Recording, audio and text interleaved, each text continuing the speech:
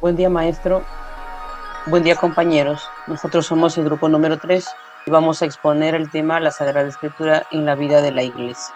Vamos a iniciar con esta frase de San Juan, que nos dice: os anunciamos la vida eterna que estaba en el Padre y se nos manifestó. Lo que hemos visto y oído, os lo anunciamos a vosotros, a fin de que viváis también en comunión con nosotros, y esta comunión sea con el Padre y con su Hijo Jesucristo, ¿no? Este lo encontramos en el pasaje bíblico de Primera de Juan, capítulo 1, versículos del 2 al 3. Entonces, iniciamos con esta frase de Juan. ¿Por qué? Porque él es quien nos expone acerca de la divina revelación, ¿no? Sobre su transmisión hacia todo el mundo. Como nos dice aquí en el esquema, dice, ¿no? Para que el que oye crea en el anuncio de la salvación, y al que creyendo espere, ¿no? Y al que esté esperando ame. En otras palabras, lo que nos quiere comunicar San Juan, el apóstol San Juan, es acerca de que todos nosotros, ¿no? Vamos a creer a partir de escuchar un testimonio, ¿no? Y vamos a esperar ¿cómo? Con acciones, ¿no? O sea, por eso nos dice que la Sagrada Escritura no es solamente una palabra, sino tiene que ser un hecho de vida. Artículo 3, la Sagrada Escritura. Tenemos todos los incisos que conforman esta Sagrada Escritura, empezando por el inciso 1, que es la Cristo, palabra única de la Sagrada Escritura. En el inciso 2, inspiración y verdad de la Sagrada Escritura. En el inciso 3, el Espíritu Santo, intérprete de la Escritura. En el inciso 4, el canon de las Escrituras, y en el inciso 5, la Sagrada Escritura en la vida de la Iglesia. El inciso 1, Cristo, palabra única de la Sagrada Escritura, nos dice que la Santa Iglesia Católica venera toda palabra porque es de Dios, en la creación y en la historia de su espera y venida al mundo para redimirnos. Y esta redención viene de Dios, que asume la naturaleza humana, como Jesús de Nazaret, el Mesías, el Verbo encarnado, Dios y hombre verdadero. Esa palabra viva que nos llena de esperanza y de confianza. Y no es esto el consuelo. El que recibe consuelo se llena de esperanza y de confianza. Por eso Dios es amor. A través de todas las palabras de la Sagrada Escritura, Dios dice solo una palabra, su verbo único, en quien Él se da a conocer a plenitud. En la Sagrada Escritura, la Iglesia encuentra sin cesar su alimento y su fuerza. No recibe solamente la palabra humana, sino lo que realmente es la palabra de Dios. Ahora vamos a pasar a explicar el segundo punto, lo cual es la inspiración y verdad de la Sagrada Escritura. La inspiración y verdad de la Sagrada Escritura se basa en la creación de que Dios es su autor. Según la fe de la Iglesia, todos los libros del Antiguo y Nuevo Testamento son sagrados del Espíritu Santo y confiados a la Iglesia. Dios ha inspirado a los autores humanos de estos libros sagrados, utilizando sus facultades y talentos para poner por escrito únicamente lo que Él quería transmitir. Estos libros inspirados enseñan la verdad, ya que todo lo afirmado por los autores inspirados a la firma del Espíritu Santo. El cristianismo a ser una religión del libro.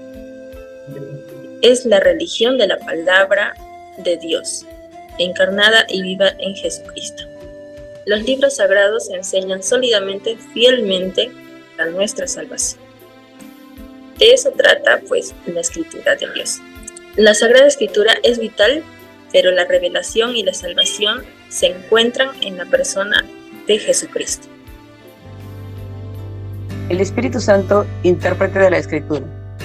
La Sagrada Escritura es inspirada en el Espíritu Santo, no en el sentido en que el Espíritu Santo haya tomado al autor de una manera mecánica, ¿no? Sino que el autor tiene su propio estilo, de tal manera que nos garantiza que esa palabra sea preserve, ¿no? La palabra inspirada. El Espíritu Santo no solamente inspira la palabra de Dios, sino también debe inspirar, y debemos permitirle que nos inspire el momento de leerla e interpretarla. ¿no? La Sagrada Escritura también la debemos leer e interpretarla con ayuda del Espíritu Santo y con la guía del magisterio de los 3 criterios. El primero es la realidad, el segundo la comunidad y el tercero el respeto, ¿no?, hacia la palabra de Dios. ¿Para qué? Con la finalidad o el objetivo de que sepamos escuchar e interpretar lo que Dios nos dice en su escritura, ¿no? Ahora vamos a hablar del punto número 4. Es acerca del canon de las escrituras. Pues la Sagrada Escritura ha pasado por 2 concilios para tenerlo tal y como lo conocemos el día de hoy, ¿no? Hablamos del concilio de Florencia en el año de 1442 y el concilio de Trento en el año 1501. Entonces, ¿a qué se refiere cuando decimos el canon de las escrituras? Quiere decir que es todo el conjunto, ¿no?, de los libros que conocemos hoy en día como la Biblia. Ellos están distribuidos pues en 2 partes, que son el Antiguo Testamento y el Nuevo Testamento. El Antiguo Testamento contiene 46 libros, de los cuales tenemos entre estos libros los libros del Pentateuco, los libros históricos, los libros proféticos, los libros sapienciales, libros poéticos y los libros didácticos. En el Antiguo Testamento, que nos habla acerca de desde la creación hasta el anuncio del Salvador. Es decir, cómo se prepara este camino para la venida de Cristo, nuestro Redentor universal.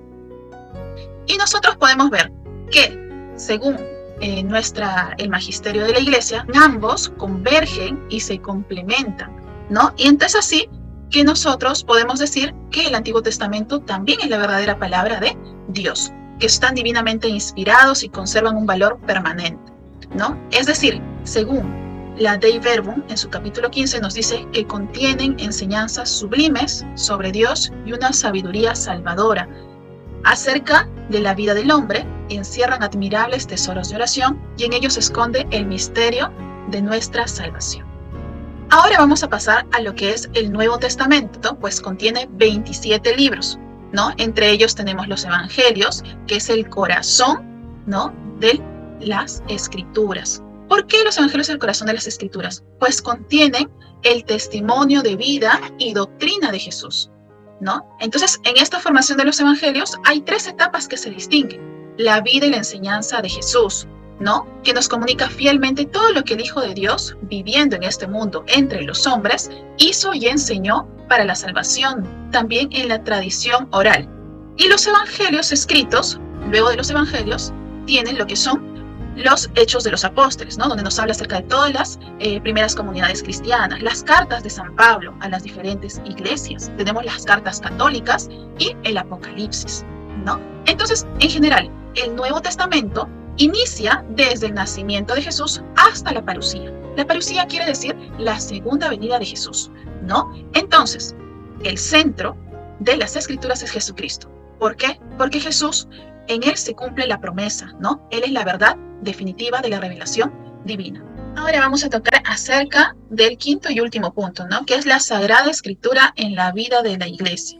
Pues entonces nosotros podemos observar que realmente es tan grande y fuerte, ¿no?, la palabra de Dios, que es el sustento y vigor para la Iglesia, ¿no?, firmeza de fe para sus hijos y alimento del alma. Entonces nosotros podemos ver, la Iglesia nos recomienda e insiste en que todos nosotros podamos siempre ser asiduos en la lectura bíblica, porque a través de ellas vamos a poder adquirir la ciencia suprema de Jesucristo, que incluye pues la predicación pastoral, la catequesis, la instrucción cristiana, ¿no? Y sobre todo hay un puesto privilegiado en el momento de la homilía, porque se recibe de la palabra este alimento saludable, y es por ello que da frutos de santidad. Llegamos a las conclusiones del tema. Una de ellas es que las Sagradas Escrituras contienen la palabra de Dios, ¿no? Y por ende nosotros le debemos respeto, porque es Dios quien nos habla, ¿no?, mediante de la palabra de las Escrituras Sagradas. También decimos que Dios es el autor de las Sagradas Escrituras, pues Él se inspira, ¿no?, inspira a los autores humanos para actuar en ellos y por ellos. La Iglesia siempre ha venerado las Sagradas Escrituras, como lo ha hecho con el cuerpo de Cristo, tanto que la palabra de Dios, las Sagradas Escrituras como el cuerpo de Cristo alimentan nuestra alma. Las conclusiones es que los cuatro evangelios que se han nombrado, ¿no?, pues su centro es Cristo Jesús, ¿no? Bien, hemos llegado al final de esta presentación. Nosotros somos el grupo número 3 de la Universidad Católica de Trujillo. Gracias, maestro. Gracias, compañeros.